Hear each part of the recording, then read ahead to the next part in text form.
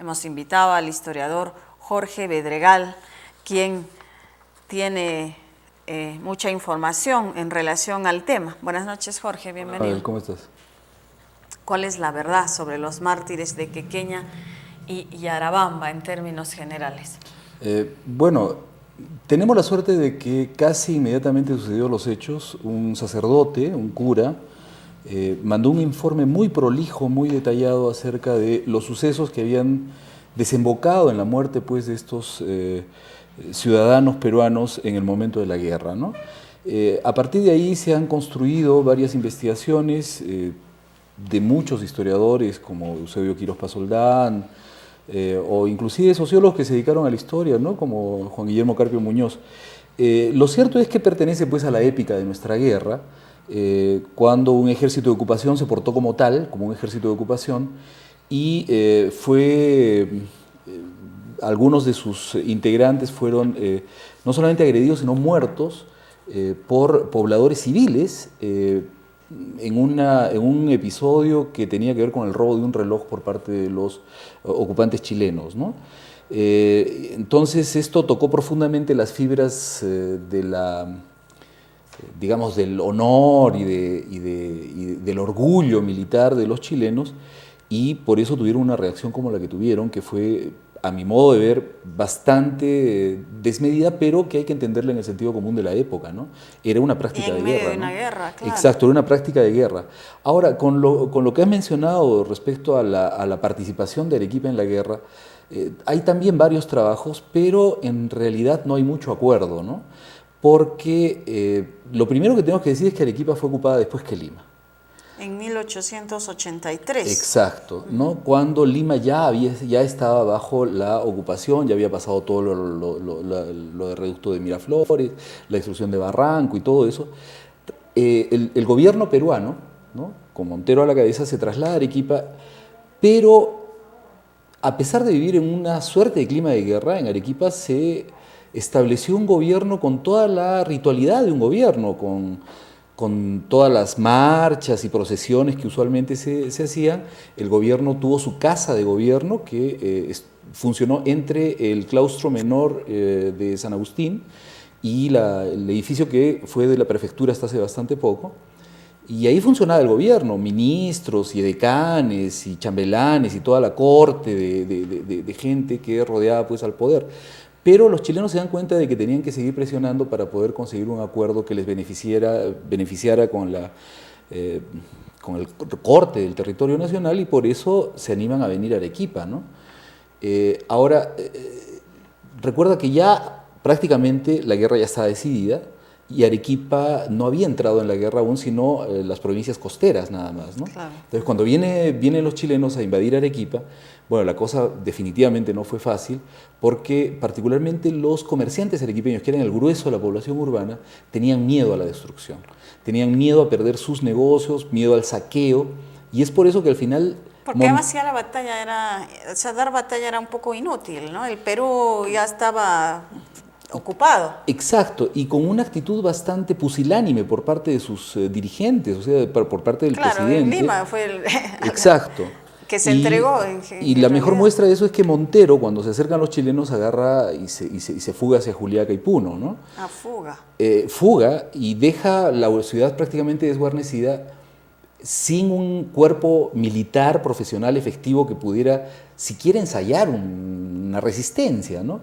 Al final de cuentas, algunos patriotas arequipeños tienen que, yo creo, negociar una intervención chilena en Arequipa, pero sin destrucción, pero sin bajar el moño. Creo que eso fue importante. ¿Tú crees que se logró eso? Que Sí, se mantuvo sí.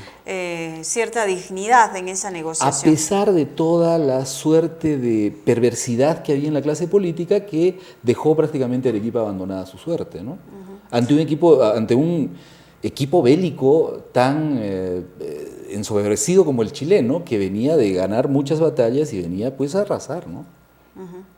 Bueno, y también se dice que, y es verdad, ¿no?, que en épocas de guerra, en una guerra es cuando realmente se conoce a la clase dirigente, ¿no? Y el Perú, en realidad, más que los arequipeños, como tú decías, los dirigentes nacionales, demostraron, la mayoría, no todos, pero demostraron una gran pusilanimidad, ¿no? Y yo creo que traiciones, malos cálculos de guerra, malos cálculos de... más o menos te interpretan pues, de que el Perú realmente era un país escindido, un país desconocido para los limeños y para la clase política y para las clases urbanas de Arequipa también. O sea, estamos hablando de más o menos dos grupos similares, ¿no? Un país que confió el grueso de la guerra y el peso de la guerra a una población que despreciaba, humillaba, excluía, ¿no? Y es por eso que fueron levados a la fuerza miles de campesinos que, acompañados con sus mujeres, que ese es otro de los capítulos que no se refiere con la debida insistencia, las mujeres que pelearon al lado de los varones, que les proveían de alimento, que les cosían la ropa y que cuando caía el varón la mujer agarraba el rifle y seguía una batalla a favor de un país que los despreciaba, a favor de un país que no los incluía como ciudadanos sino hasta 1979. Entonces creo que eso es una cosa que debemos recordar, ¿no? ¿Y cuánto cambió el país desde ese momento? ¿Qué pasaría si hubiera otro conflicto? No será en los términos que ocurrió en aquel momento, probablemente sea más bien una guerra diplomática, económica, pero estaremos igual de desarticulados, de desintegrados, de incomunicados, y podrían ocurrir, digamos, análogamente cosas similares y se agrava este enfrentamiento. Bueno, salvando las distancias, Claro, ¿no?, temporales, yo creo que el Perú no es el Perú de finales del siglo XIX, pero aún arrastramos una cantidad de problemas que no hemos sido ni siquiera capaces de verbalizar sino hasta hace muy poco, ¿no? El racismo en el Perú recién es tema de investigación académica entre sociólogos, historiadores, antropólogos, en los años 90, Mabel. Estamos hablando de un tema que nos atraviesa como sociedad desde hace siglos, que nos provoca daño como nación, porque no nos permite integrarnos como una nación, que hace que millones de peruanos se sientan excluidos y sean efectivamente excluidos, ya sea por un anuncio en el diario, por una propaganda en la televisión, o por la declaración de un político, o del papá de una política, o lo que fuere. Aún no hemos logrado ese tema que nos atraviesa, que nos acompaña desde la cuna hasta el ataúd, no hemos logrado canalizarlo para empezar a discutirlo y vencerlo. Recién hacia finales del siglo XX, o sea, hace muy poco, estamos hablando de hace 20 años, 15 años, este tema ha salido a la palestra académica, pero aún no cuaja en la cotidianeidad, ¿no? Tenemos políticos que siguen despreciando a la mayor cantidad de peruanos, tenemos peruanos que no pueden ser incluidos ni por los medios de comunicación, ni por los servicios del Estado que debería dar por obligación, etc. Y así como el racismo, hay muchos temas que provocan pues esta suerte de ensalada que es el Perú, ¿no? Tú has estado hablando hace un momento de Espinar. ¿Cuántos arequipeños sabemos que Espinar no se llama Espinar? ¿Cuántos se llama Yauri? La provincia es Espinar y la ciudad un poco que se ha contagiado de esto. ¿Cuántos peruanos sabemos de que no existe una ciudad de Ayacucho, que la ciudad se llama Huamanga? Es decir, no nos conocemos entre nosotros mismos. Los arequipeños nos vanagloriamos del anís nájar, pero no sabemos que el anís nájar viene de Curahuasi, que está cerca de Abancay. Por ejemplo, no sabemos que allí es donde se cultiva el anís con el cual nosotros hacemos este licor emblemático de Arequipa. Es decir, no nos conocemos entre nosotros. Hay una gran, no solamente de manera física, una ruptura del país en ámbitos físicos, sino simbólicos, de lenguaje, de conocimiento, ¿no? Exclusiones múltiples, ¿no? Exacto, somos muy ricos.